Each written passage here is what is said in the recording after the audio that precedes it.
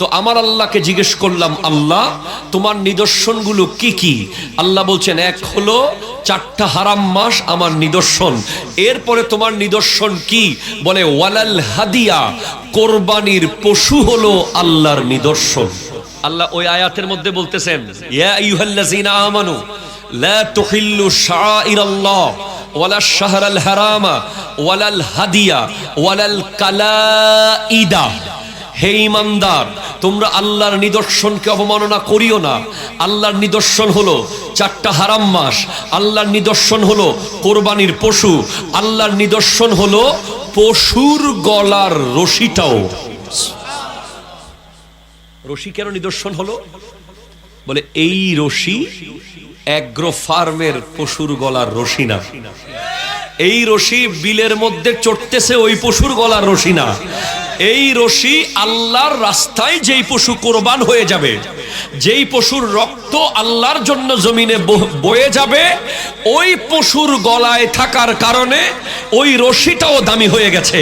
কোরবানির পশুর রশি পর্যন্ত কেউ নিজে ব্যবহার করতে পারবে না, এটাকে যত্ন করে রেখে দিতে হবে, এটা বিক্রি করে টাকা কামানো যাবে না। ঠিক কিনা জোরে কথা বলেন। আল্লাহ তোমার নিদর্শন কি? আল্লাহ ওই আয়াতে বলে দিচ্ছেন, এক, আশ-শাহরুল হারাম, হারাম মাস, মুহররম, জিলকদ, জিলহজ, মুহররম, রজব। মুখস্থ বলেন, জিলকদ, জিলহজ, মুহররম, রজব। এই 4টা মাস হলো হারাম মাস। যেই মাসগুলোতে আরব দেশে জাহিলি যুগেও যুদ্ধ বিগ্রহ নিষিদ্ধ ছিল, জাহেলরাও যুদ্ধ করত না, আলেমরা তো দূরের কথা। ঠিক কিনা জোরে কথা বলেন। কেন? এই মাসগুলোতে হাজিরা হজ করতে আসতো 1 মাস, হজ করতো 1 মাস, যাইতো আর 1 মাস। তাদের নিরাপত্তার জন্য যারা কাবাগর তাওয়াফ করতে আসবে, আপনাদের দোয়ায় মাত্র 5 দিন আগে কাবা তাওয়াফ করেছি আমি, মাত্র 5 দিন আগে। আমি গত 14 তারিখও কাবাগরের কাছে কাছে ছিলাম। এরপরে 15 তারিখ মদিনাতুল মুনাওয়ারায় এসেছি। তো এই কাবাগর তাওয়াফ করার জন্য জাহিলি যুগের বর্বর ভয়ঙ্কর মানুষগুলো এই 3 মাস কোন ধরনের যুদ্ধ ঝগড়া বিগ্রহ করত না। এগুলোকে হারাম মাস বলা হয়। আরেকটা বাইরে মাস আসে, রজব। এই 4টা মাস হলো আল্লাহর নিদর্শন। জোরে বলেন সুবহানাল্লাহ।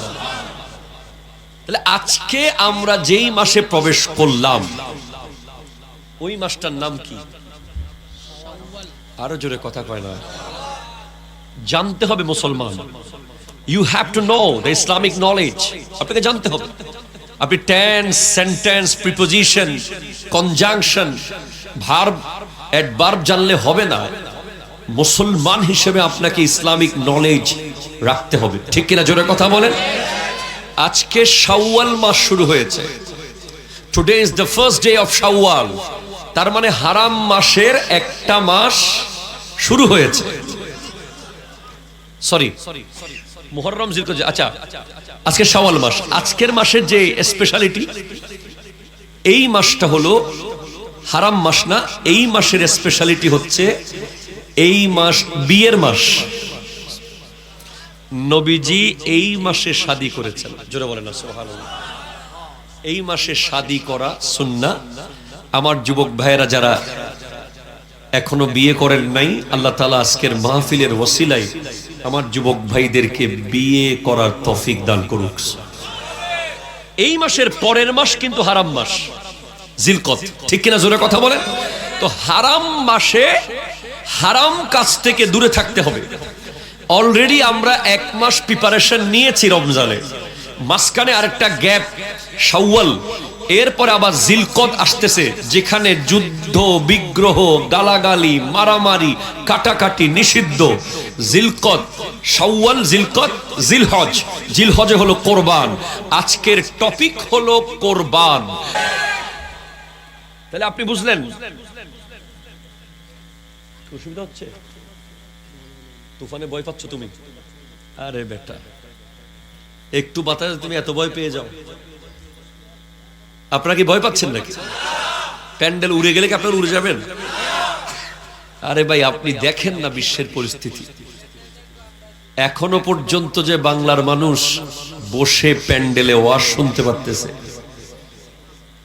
আপনি পৃথিবীর সবচেয়ে দামি দামি দেশ যেগুলোকে নিয়ে আপনারা গর্ব করেন, আমরা স্বপ্ন দেখি যদি ওই দেশে থাকতে পারতাম। আরব আমিরাত, ঠিক কিনা জোরে বলেন? ইউএই, কাতার, কুয়েত, ইভেন সৌদি আরবিয়াও রাতে ঘুম নাই। কোন সময় এসে পড়তেছে? ঠিক কিনা বলেন? ঘুম নাই। যেসব দেশের মানুষের সর্বোচ্চ সিকিউরিটি, সর্বোচ্চ প্রটোকল, পুলিশ 30 সেকেন্ডে চলে আসে, ঠিক কিনা কর না? হেলিকপ্টার এসে রেস্কিউ করে, বিশাল বিশাল উঁচু ভবন, এমন প্রযুক্তি যেগুলো বিশ্ব এখনো দেখে নাই। এয়ারপোর্টে ঢুকলে মনে হয় কোন দুনিয়ায় ঢুকলাম। সেই দেশগুলোর মানুষ এখন ঘুমাতে পারছে না, প্রতি সেকেন্ডে তারা মৃত্যুকে আলিঙ্গন করছে, ঠিক কিনা জোরে কথা বল? এটাই আল্লাহ প্রমাণ করে দিয়েছে। টাকা পয়সা ক্ষমতা মানুষকে সুখ দিতে পারে না, ঠিক কিনা জোরে কথা বলে? টাকা পয়সা ক্ষমতা মানুষকে সুখ দিতে পারে না। মানুষকে সুখ দিতে পারে একমাত্র নীতি, নৈতিকতা, আদর্শ, আল্লাহর ভয়, ঠিক কিনা জোরে কথা বলে? আজকে আপনারা প্রমাণ দেখেন। আমরা বাংলার মানুষ অনেক সময় কত লজ্জা দেয় নিজেদেরকে নিজে। আরে বেটা, আমরা ফকির বেটা, কথা কোন ঠিক কিনা বলেন? আমগো কি আছে বেটা, আমরা বাঙালি, নিজেরে নিজে লজ্জা দিয়ে থাকি আমরা কথায় কথায়। আরে বেটা, দুবাই শহর দেখছস তুই? বলে কি বলে না? রাস্তায় যখন বন্ধু বান্ধবের আড্ডা চলে, আরে বেটা, আরব আমিরাতের অবস্থা দেখলে তুই অবাক হয়ে যাবি। কি রাস্তা রে বাবা, কি সিকিউরিটি, কি হাসপাতাল, কি ডাক্তার, কি মোবাইল, কি কম্পিউটার। আমরা বলে আমগো দেশে না না না, বাঙালি হবে না, বাঙালি শেষ, বাঙালি মিসকিন, বাঙালি ফকির, এরকম করে করে আমরা নিজেকে ধিক্কার দেই। তবে বিশ্বাস করেন, আজকে গর্ব করে বলতে পারি, এই 360 আউলিয়ার বাংলাদেশ এখনো নিরাপত্তার মধ্যে আছে, ঠিক কিনা জোরে কথা বলেন? এখনো আমাদের ঘুম মাঝরাতে ভেঙে যাচ্ছে না ভয়ে, আমাদের মধ্যে সেই আতঙ্ক নাই। আমরা আল্লাহর মেহেরবানিতে মিসাইল, গ্রেনেড, ওই বড় বড় পারমাণবিক অস্ত্র থেকে আমরা এখনো মুক্ত আছি। কারণ আমরা বিশ্বাস করি, আমাদের কাছে মিসাইল না থাকুক, আমাদের কাছে গ্রেনেড না থাকুক, আমাদের কাছে পরমাণু না থাকুক, আমাদের কাছে শাহজালাল আছে, ঠিক কিনা জোরে কথা বলেন? হাত ধরে বলেন, ঠিক কিনা বলেন? আমাদের কাছে শাহপরান আছে, শাহ আমানত আছে, শাহ সুলতান বলখি আছে, শাহ মাকদুম রূপস আছে, শাহ আলী বাগদাদি আছে। আমাদের কাছে নারায়ে তাকবীর আছে, নারায়ে রিসালাত আছে, ঈদে মিলাদুন নবী আছে। আমাদের কাছে আল্লাহ এবং নবীর প্রেম আছে, ঠিক কিনা কথা বল? আমরা কাউকে তোয়াক্কা করে কথা বলি না। আমরা আমেরিকাকে ভয় পাই না, ঠিক কিনা? আমরা ইসরায়েলকে ভয় পাই না, আমরা বিশ্বের কোন পরাশক্তিকে ভয় পাই না, আমরা ভারতকে ভয় পাই না। আমরা প্রত্যেকটা অন্যায়ের বিরুদ্ধে বাংলাদেশ থেকে আওয়াজ করেছি, ঠিক কিনা কথা বলেন? মারলে মরে যাব। বাংলাদেশের মানুষ আর কিছু থাকুক বা না থাকুক, বিশ্বের প্রতিটা অন্যায়ের বিরুদ্ধে প্রতিবাদ করেছে। ফিলিস্তিনের পক্ষে আমরা রাজধানীর বুকে গোটা বিশ্বকে দেখিয়েছি কিভাবে আওয়াজ করতে হয়। দেখাইছি কিনা কথা বলেন? ওই 16 এপ্রিল, ঠিক কিনা কথা কন না? 26 এপ্রিল আমি নিজে অর্গানাইজার ছিলাম, ওয়ারবদার। বাংলাদেশের সুন্নি জনতা ঢাকার রাজপথ কাঁপিয়েছে। শুধু সুন্নি জনতা নয়, সাথে মুসলমান জনতাও যোগ দিয়েছে। গোটা বিশ্ব দেখেছে যে বাংলার মানুষ ইসরায়েলকে যদি কাছে পাইতো, চাবাইয়া খায়া ফেলাইতো। কথা বলো, ঠিক কিনা কথা বলো? আমরা বাঙালি বলে প্যান্ডেল করে প্রতিবাদ করতে পারি, আমরা বাংলাদেশে আসি বলে মাইক লাগাইয়া প্রতিবাদ করতে পারি। যে সব দেশে মানুষের মুখ বন্ধ করে রাখা হয়েছে, হক কথা বলার সুযোগ দেওয়া হচ্ছে না, ওদেরকে এখন মিসাইলে হক কথা কইতেছে, ঠিক কিনা কোন? সুতরাং নিয়ামতকে যদি আপনি অবহেলা করেন, এই যে প্যান্ডেল এখনো সুযোগ পাচ্ছেন করার, এখনো মাইক বাঁধার সুযোগ পাচ্ছেন, এখনো মিলাদ মাহফিল করার সুযোগ পাচ্ছেন, এখনো বক্তা এনে সিলেকশন করার সুযোগ পাচ্ছেন, যদি এটাকে মূল্যায়ন না করেন, ঘরের কোনায় বসে থাকেন, দোকানে বসে আড্ডা মারেন, একদিন এমন হবে যে আর সেই সুযোগ পাবেন না। মনে আছে 2020-এর কথা, মসজিদ ছিল, যাওয়ার সুযোগ ছিল না। ঠিক কিনা কথা বলেন? মসজিদ ছিল, যাওয়ার সুযোগ ছিল না, নামাজে যাওয়া নিষিদ্ধ হয়ে গিয়েছিল। কোভিড-19-এর কারণে নিজের বাসায় নামাজ পড়তে বাধ্য হয়েছিলাম আমরা। সেরকম যদি এই মাহফিলগুলোকে মূল্যায়ন না করেন, এই মাহফিলগুলোকে না সাজান, না আসেন, না বসেন, একদিন এমন হবে যে আর চাইলেও মাহফিল করতে পারবেন না। ঠিক কিনা কথা বলেন? লাইন শাকারতুম লাযীদান্নাকুম। আল্লাহ যে নিয়ামত দিয়েছে শুকরিয়া আদায় করতে হবে।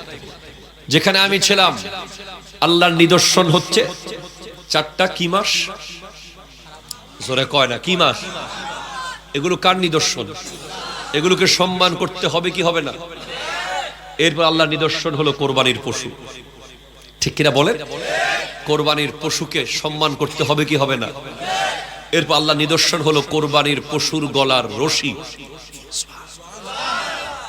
তাহলে একটা শব্দ পেলাম, হাদি, এই আয়াতের ভিতরে। এবার আরেকটি আয়াত আমি তিলাওয়াত করেছি, বিসমিল্লাহির রহমানির রহিম। কুল, হাবিব আপনি বলুন, ইন্না সলাতি, নিশ্চয়ই আমার নামাজ, ওয়া নুসুকি, আমার কুরবানি, ওয়া মাহইয়ায়া, আমার জীবিত থাকা জাহিরি হায়াতে, ওয়া মামাতি, আমার বাতিনি হায়াতে, জীবিত না কবরে চলে যাওয়া, রওজায় জীবিত থাকা, সব কিছু লিল্লাহি রাব্বিল আলামিন, আল্লাহর জন্য। এই আয়াতের ভিতরে নুসুক মানে কুরবানি। কি মানে কুরবানি? নুসুক। এরপর হযরতে আদম আলাইহিস সালামের সন্তানের কুরবানির বয়ান কোরআনে এসেছে। ইজ কাররাবা কুরবানান, ইজ কাররাবা কুরবানান, ওখানে কুরবান শব্দের অর্থ হলো কুরবানি। এরপরে সূরা কাউসার, সবচেয়ে ছোট সূরা কোরআন শরীফের, ইন্না আ'তাইনাকাল কাউসার ফাসল্লি লিরাব্বিকা ওয়ানহার, নাহার, ফাসল্লি, আপনি নামাজ আদায় করুন, লিরাব্বিকা, আপনার রবের জন্য, ওয়ানহার, এবং কুরবানি করুন। এই নাহার মানে হলো কুরবানি। তাহলে কয়টা শব্দ পাইলাম? আরো জোরে কয়টা? প্রথমটা ছিল হাদি, কি ছিল বলেন? দ্বিতীয়টা ছিল নুসুক, কি ছিল? 3 নম্বর কোরবান, 4 নম্বর হলো নাহার। এই 4টা শব্দের সাথে আমাদের জীবনের কি সম্পর্ক? এই 4টা শব্দ কিভাবে আমাদেরকে পাল্টাতে পারে, কিভাবে আমার যুব সমাজকে পরিবর্তন করতে পারে? আসুন আমরা জানতে চাই। জানতে রাজি আছেন? মনে রাখবেন, 10 লাখ টাকার গরু জবে করে অনেকে কবুল করাইতে পারবে না, কথা কয় না। অনেকে 10,000 টাকা ছাগল দিবে, আল্লাহ কবুল করে ফেলবে। এটা মাথায় রাখবেন আজকে থেকে। কোরবানির দিন যখন আসবে, আপনি দেখবেন এলাকার অনেক মানুষ থাকবে কোরবানির পশু নিয়ে গৌরব করবে। আরে বেটা, বাজারের সবচেয়ে বড়টা নিছি বেটা। ঠিক কিনা কথা বলেন? আমার পশু রাস্তা দিয়ে আসার সময় রাস্তার ইটগুলো সব খুলি খুলি পড়ে গেছে। 10 জন লাগছে বেটা গরু টানতে। এরকম লোক নাই সমাজে, নাই। দেখবেন এরকম যদি 50টা গরু জবাই করে, একটাও আল্লাহর দরবারে কবুল হবে না। আরেকজন গোপনে অত্যন্ত বিনয়ের সাথে একটা ছোট্ট ছাগল জবে দিয়েছে, তৌফিকে পারে নাই, আল্লাহর ওটাই পছন্দ হয়েছে। তো পশু জবে করার আগে, বড় বড় গরু, মহিষ, দুব্বা, ছাগল, ভেড়া জবে করার আগে আপনাকে কিছু জিনিস জবে করতে হবে, কথা কয় না। সে জিনিসগুলো শোনেন মন দিয়ে। 1 নম্বর, কোরবান দিয়ে শুরু করি। কোরবান শব্দটি এসেছে কোরবুন থেকে। কিসের থেকে এসেছে? কোরবুন। কোরবুন মানে নিকটবর্তী হওয়া। কি হওয়া? কাছে যাওয়া, কাছে, টু বি ক্লোজ, কাছাকাছি যাওয়া। শুধু গরু জবে করা কুরবানি না, মহিষ জবে করা কুরবানি না, যেই যেই কাজ আল্লাহর কাছে নিয়ে যায়, জোরে বলেন সুবহানাল্লাহ। আবারও বলছি, যেই যেই কাজ আল্লাহর কাছে নিয়ে যায়, যেমন নামাজ। আরো জোরে বলেন, নামাজও এক ধরনের কোরবানি। যারা নামাজ পড়ে তারাও কোরবানি করে।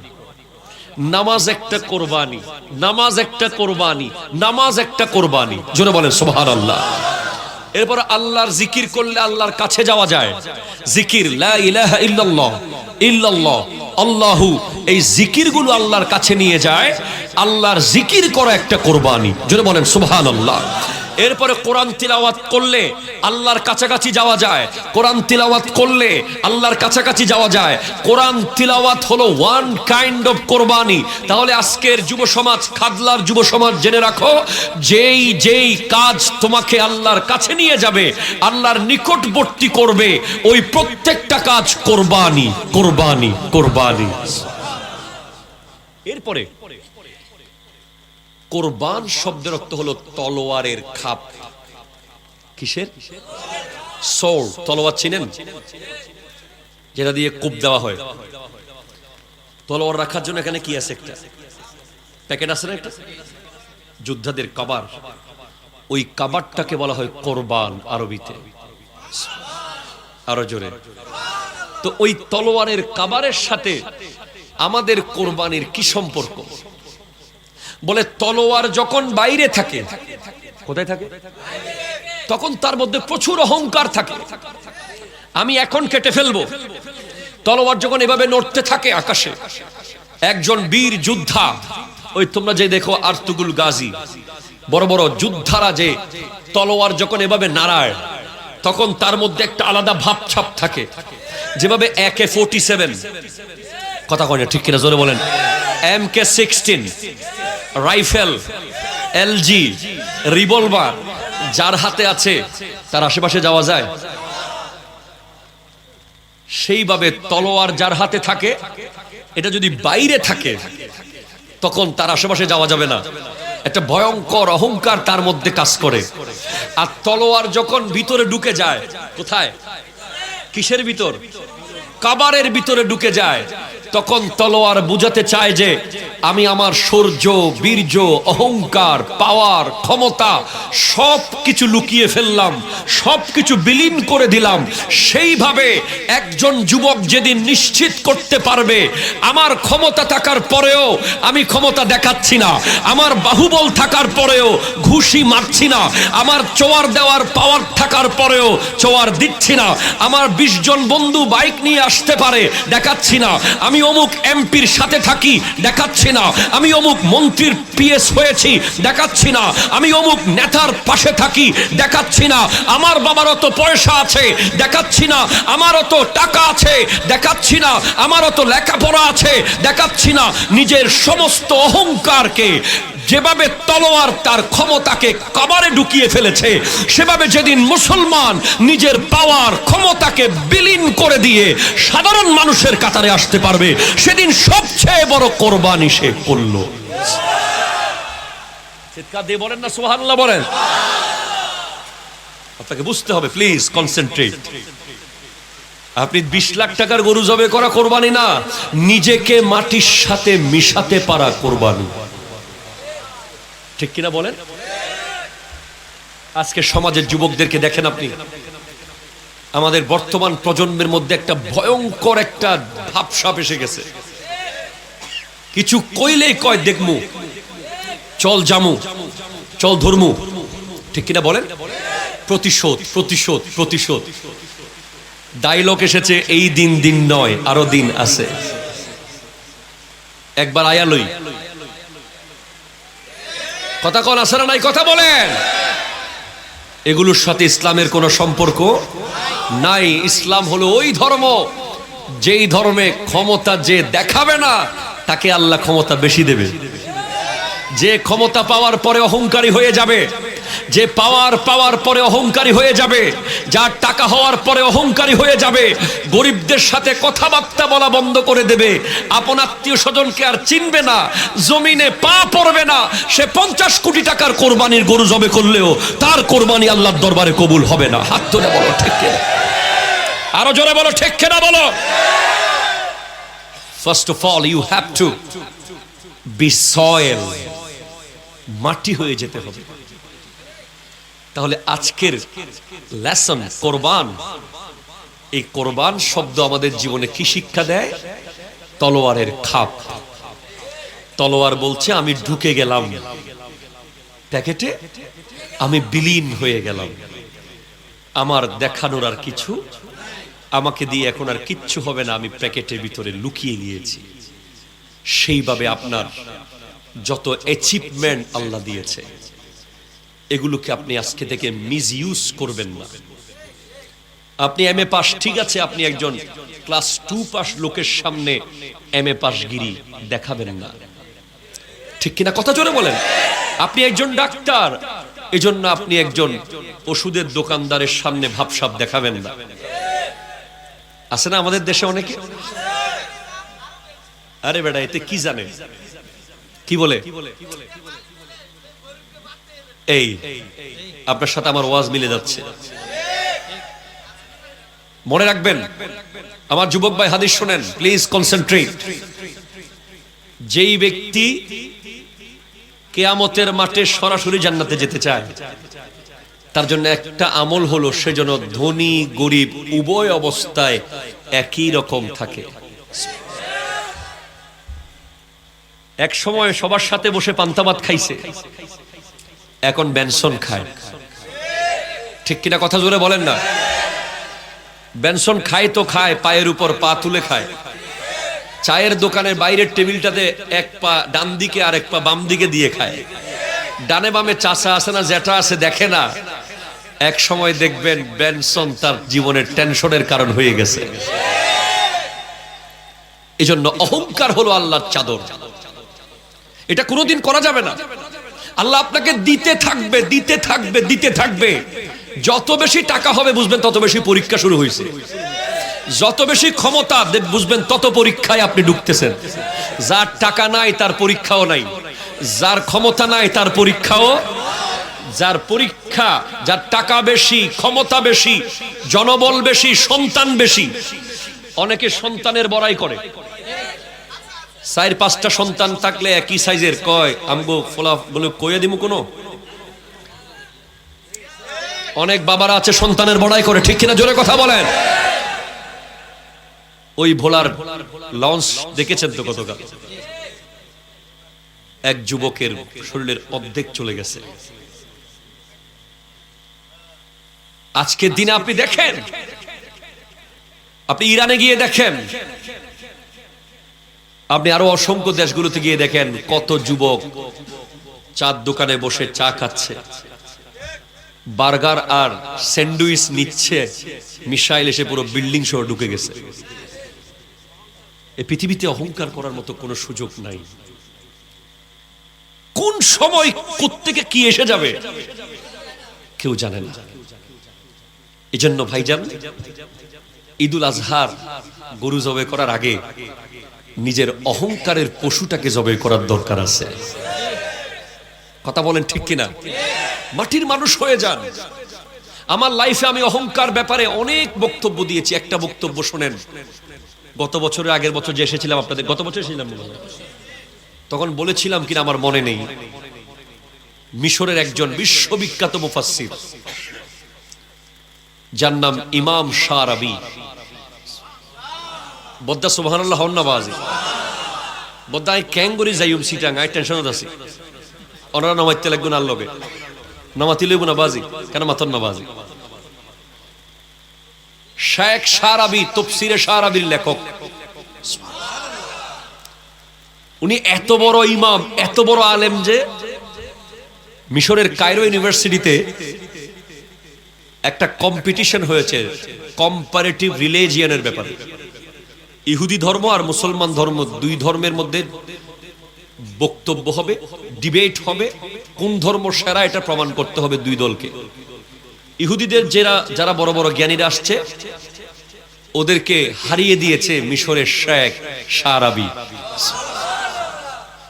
উনি ওনার ইলম দিয়ে, ওনার যোগ্যতা দিয়ে ইসলাম ধর্মকে শ্রেষ্ঠ প্রমাণ করেছে।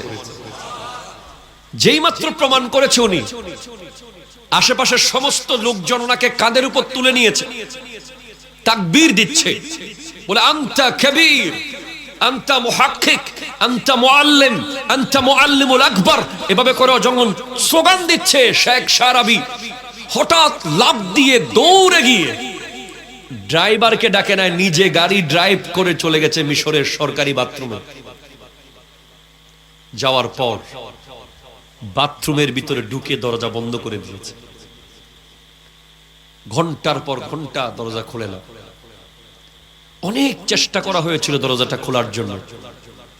শেষ পর্যন্ত অনেকক্ষণ পর দরজা যখন খুলে দেখে শেখ শারাবি তার একটা হাত দিয়ে, বাম হাত দিয়ে বাথরুমের কমোড ডোলে ডোলে সাফ করতেছে। তখন সবাই প্রশ্ন করে, মা হাযা ইয়া শেখুল ইসলাম, এটা কি হচ্ছে? আপনি এটা কি করছেন? বাথরুমের কমোড পরিষ্কার করছেন কেন আপনি? বলে, তোমরা যখন আমাকে কাঁধের উপরে নিয়ে তাকবীর দিচ্ছিলা, তখন আমার ভিতর থেকে শয়তান ডিস্টার্ব করছিল। শয়তান আমাকে বলতেছিল যে তোমার মতো বড় আলেম নাই, তুমি বিশ্বের শ্রেষ্ঠ, আজকে তুমি অনেক কিছু। এই শয়তান আমার ভিতরে অহংকার নিয়ে আসতেছিল। তখন আমি তাড়াতাড়ি বাথরুমে এসে কমেট পরিষ্কার করে করে শয়তানকে বোঝাচ্ছি, আমি কিচ্ছু না, আমি একজন মেথর। আরো জোরে বলেন, আরো জোরে বলেন। বিশ্বের বড় বড় ব্যক্তিরা কিভাবে অহংকার দমন করেছে। ওই যে সুলতান মাহমুদ গজনবী, সুলতান মাহমুদ যিনি 17 বার ভারত আক্রমণ করেছেন, ওনার একজন গোলাম ছিল আয়াস। কি নাম? কষ্ট না বাজে অনর্থ হলো আয়াস। আয়াস গোলাম হিসেবে ওনার দরবারে আসছে, বাজার থেকে কিনে আনছিল ওনাকে, আয়াসকে। কিন্তু আয়াস তার যোগ্যতা, তার দক্ষতা, তার পাওয়ার, তার মেধা দিয়ে এমন অবস্থায় গেছে, এক সময় সুলতান মাহমুদ গজনবী আয়াসকে তার প্রধান উপদেষ্টা বানিয়েছে।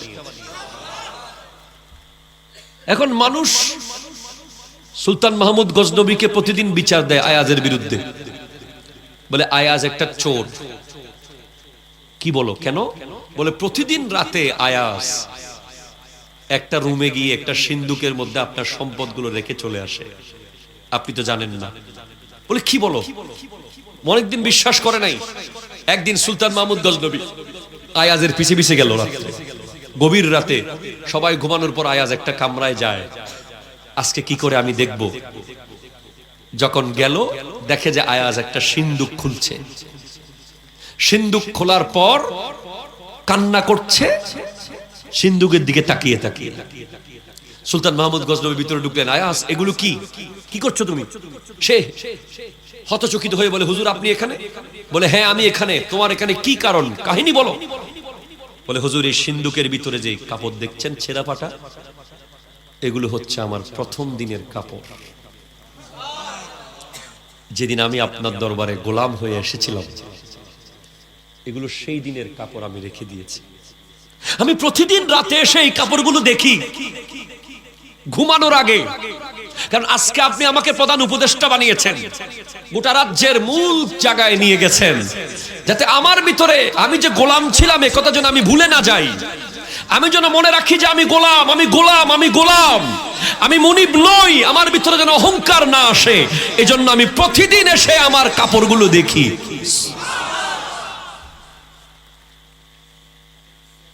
আজকের দিন আপনি দেখেন আমাদের ভিতরে কত অহংকার। যতদিন যেদিন যেদিন যেদিন আপনি অহংকারকে কবর দিতে পারবেন, সেই দিন আপনি কোরবানির হাটে যাবেন। ঠিক কিনা কথা বলেন? না হলে আপনি গোশত খাবেন শুধু।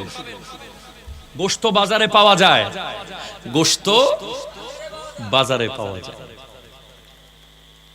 কোরবানি আসলে আমরা কি করি? অনেক গরিব প্রতিবেশী আছে যাদেরকে আমরা কি করি, এই বছর নিবা না, ঠিক কিনা কথা বলে না, কিরে পশু নিবা না, এই বছর গরু নিবা না। বেচারা গরিব মানুষ লজ্জায় কি বলবে। আর মনে রাখবেন, আপনার কোন প্রতিবেশী যদি পশু কিনার তৌফিক না থাকে, তার পরিবারকে বুঝতেই দিবেন না তারা যে কোরবানি করছে না, বরং তাকে সাথে নিয়ে বাজারে যাবেন।